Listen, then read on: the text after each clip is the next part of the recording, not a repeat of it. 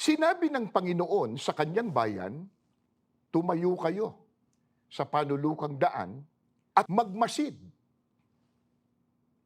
Hanapin ninyo ang dating landas. Alamin kung nasaan ang pinakamabuting daan. Doon kayo lumakad at magtatamo kayo ng kapayapaan. Titigil po muna ako. Meron po akong nais ipapansin sa inyo. Ang tanong po natin ano ang turo ng Diyos para ang tao makapagbalik loob sa Kanya at huwag mapahamak pagdating ng paghuhukom? Ang sabi ng Diyos, ikaw ay magmasid. Hanapin mo, alamin mo. Alin? Yung pinakamabuting daan. Hindi po sinabi ng Diyos, diyan kayo pinanganak. Diyan ka na lang. Diyan ka nagising, diyan ka na. Huwag ka nang aalis diyan. Isipin nyo, nagising ka, ang bahay mo nasusunog, diyan ka na lang. Hindi ka naaalis. Ang Diyos ang may sabi, magmasid ka, hanapin mo, may gagawin tayo alamin mo, alin? Kung nasaan yung pinakamabuting daan, hindi po lahat ng daan mabuti. INC Radio Evangelical Mission on Air and Online. Ngunit ang sangkalangitan ngayon at ang lupa sa pamamagitan ng gayunding salita ay iningatang talaga sa apoy na itinataan sa araw ng paghuhukom at ng paglipol sa mga taong masama. Datapwat darating ang araw ng Panginoon na gaya ng magnanakaw na ang sangkalangitan sa araw na yan ay mapaparam na kasabay ng malaking ugong at ang mga bagay sa langit ay mapupugnaw sa matinding init at ang lupa at ang mga gawang nasa lupa ay pawang masusunog. Kailan po magaganap yung babala at panawagan ng Panginoon Diyos na ang daigdig na ito ay kanyang wawasakin? Ang sabi ni Apostol Pedro, itinataan niya sa araw ng paghuhukom. Sa araw po na itinakda ng Diyos, nahuhukuman niya ang daigdig na ito. Kasama po na malilipol ang lahat ng taong masama. Kailan po yung paghuhukom na binabanggit po ng mga apostol? Ang sabi po ni Apostol Pedro, darating niya ang araw ng Panginoon na gaya ng magnanakaw. Sino po yung Panginoong tinutukoy doon? Ang ating Panginoong Jesucristo na itinakda ng Diyos na siyang maghuhukom sa kanyang ikalawang pagparito. Paano po gagawin ng Diyos yung pagwasak sa daigdig? Sinagot din po, ang sabi po, ang mga bagay na nasa langit, matpupugnaw sa matinding init, at ang lupa, ang daigdig, at ang mga gawang nasa lupa ay pawang masusunog. Mga mahal po naming taga-subaybay, nakikinig at nanonood sa palatuntunang ito. Napakalaking trahedya, napakatinding kalamidad ang magaganap.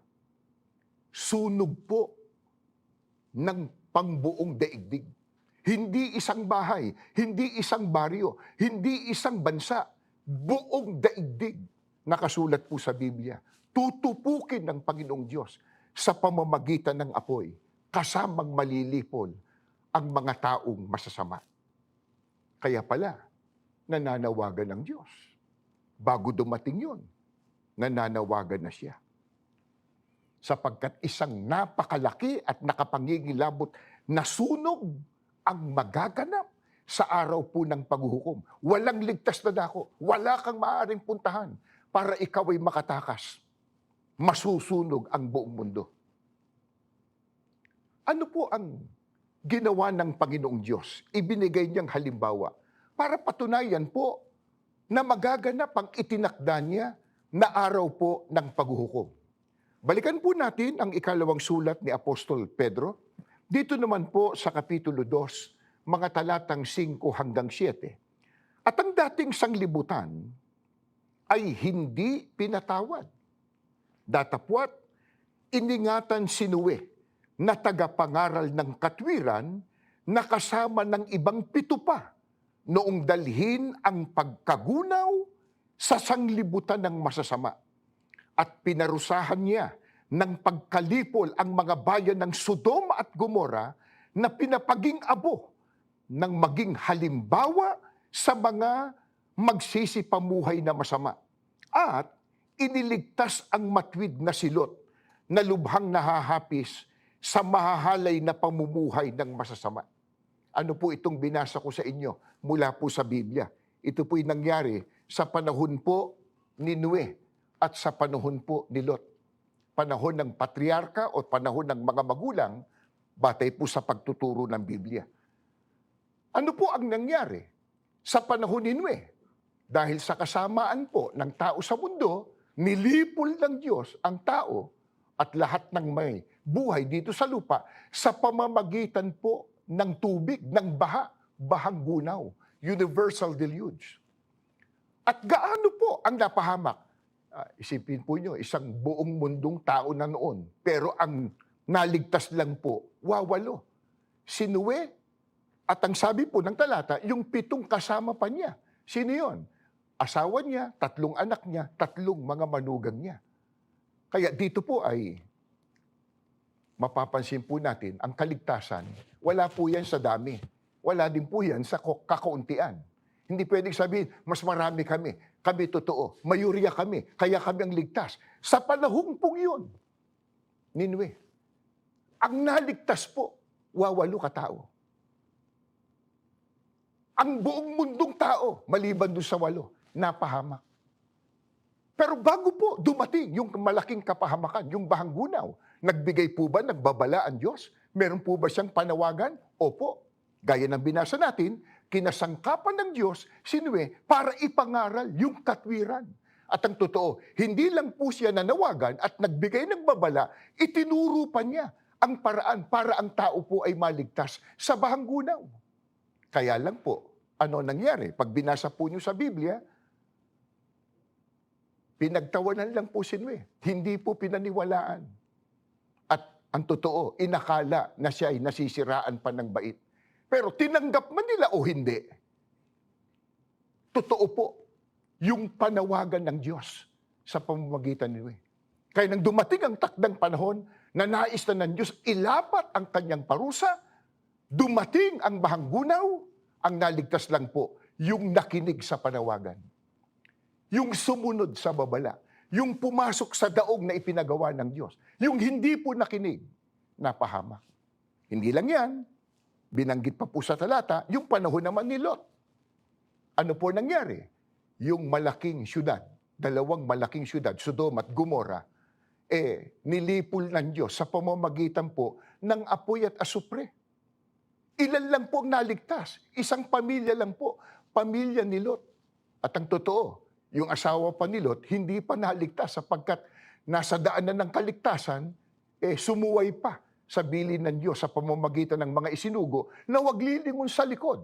Paglingon sa likod, siguro nandun ang puso niya, nandun yung aking mga pakinabang. Paglingon, naging haliging asin. Pero nagbigay din ba ng babala at panawagan ng Diyos bago sunugin ang Sodom at Gomora? Opo, nagsugo ang Panginoong Diyos. Pero inakala lang po ng iba na nagbibiro yung nagbigay po ng babala. Sa makatwid, yung mga pangyayaring yon sa panahon po ni Noe at ni Lot, ang sabi po ni Apostol Pedro, ibinigay na halimbawa para tayo po ay maakit, makumbinsi, maniwala, totoo. Yung panawagan ng Diyos, meron siyang itinakdang araw, huhukuman ng mundong ito at wawasakin ng daigdig, malilipol ang lahat ng taong masasama. Ngayon, maaaring sabihin ng ilan, matagal ko nang naririnig yan. Sinabi na yan ng lolo ko. Pero hanggang ngayon, wala pa. Ba't nga po ba hindi pa nagaganap yung panawagan at ibinabala ng Panginoon Diyos na araw ng paghuhukom? Ang makakasagot po, Biblia rin. Tandaan po natin, sa Biblia nakasulat, ang mga katotohanan na salita ng Diyos na dapat po nating malaman para tayo maligtas. Balikan natin uli ang 2 Pedro. 3:7 po, binasa ko na kanina, pero ngayon po, itutuloy po natin sa talatang 9. Ngunit ang sangkalangitan ngayon at ang lupa, sa pamamagitan ng gayunding salita, ay iningatang talaga sa apoy na itinataan sa araw ng paghukom at ng paglipol sa mga taong masama. Hindi mapagpaliban ng Panginoon tungkol sa kanyang pangako na gaya ng pagpapalibang ipinalalagay ng iba, kundi mapagpahinuhod sa inyo na hindi niya ibig na sino man ay mapahamak, kundi ang lahat ay magsipagsisi. Bakit po hindi pa nagaganap yung ibinabala ng ating Panginoon Diyos na araw ng paghuhukom? Hindi po ibig sabihin mapagpaliban ng Diyos sa kanyang mga pangako, kundi ang sabi po, mapagpahinuhod sa inyo na hindi niya nais na ang sino man ay mapahamak. Napakabait po at napakabuti ng Panginoong Diyos na makapangyarihan sa lahat.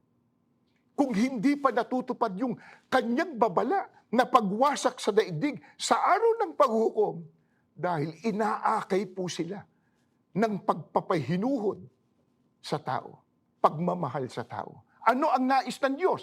Ang sabi niya, hindi niya ibig na sino man ay mapahamak, kundi ang lahat ay magsipagsisi. Hindi ho ba?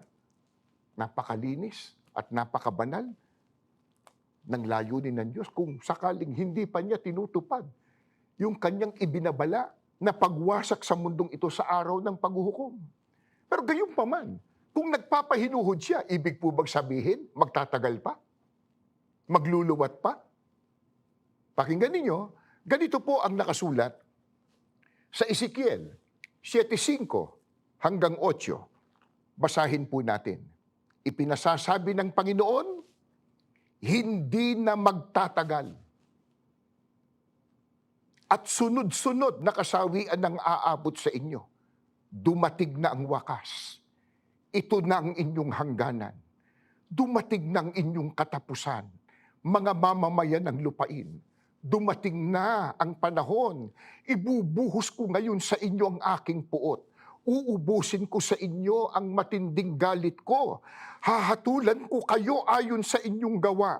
Parurusahan ko kayo dahil sa inyong kasamaan.